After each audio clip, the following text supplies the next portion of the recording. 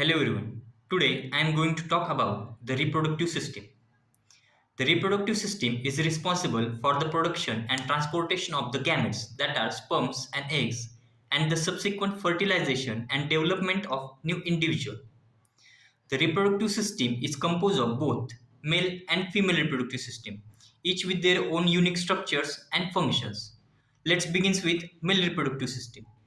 The male reproductive system consists of the testes, epididymis, vas deferens, seminal vesicles, prostate glands, urethra, and penis. The testes are the primary male sex organs that produce sperms and testosterone. The epididymis is coiled tube that stores and transports mature sperm from the testis to the vasa deferens. The vas deferens is muscular tube that carries sperm from the epididymis to the urethra. The seminal vesicles and prostate gland secrete fluids that mix with sperm to form semen. The urethra is a tube that carries urine and semen out of the body through the penis during ejaculation. The second is female reproductive system. The female reproductive system consists of the ovaries, fallopian tube, urethra, and vagina and cervix. The ovaries are the primary male sex organs that produce eggs and hormones such as estrogen and progesterone. The fallopian tube are thin tube that transport egg from ovaries to the uterus. Fertilization of the egg by the sperm usually occurs in the fallopian tube. The uterus is a muscular organ that provides a suitable environment for fetal development during pregnancy.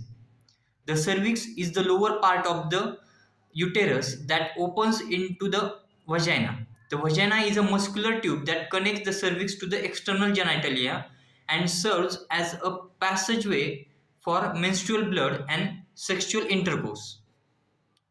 Then reproductive hormones. Both male and female reproductive systems are regulated by hormones. In males, testosterone is the primary hormone responsible for the development of secondary sex characteristics such as facial hair, deep voice, and muscle mass.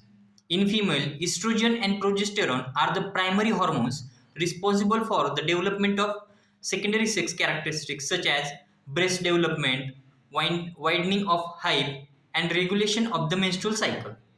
Then, what is menstrual cycle?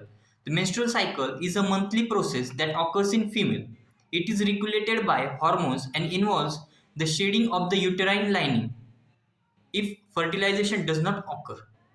The menstrual cycle consists of four phases: the follicular phase, ovulation, the luteal phase, and menstruation.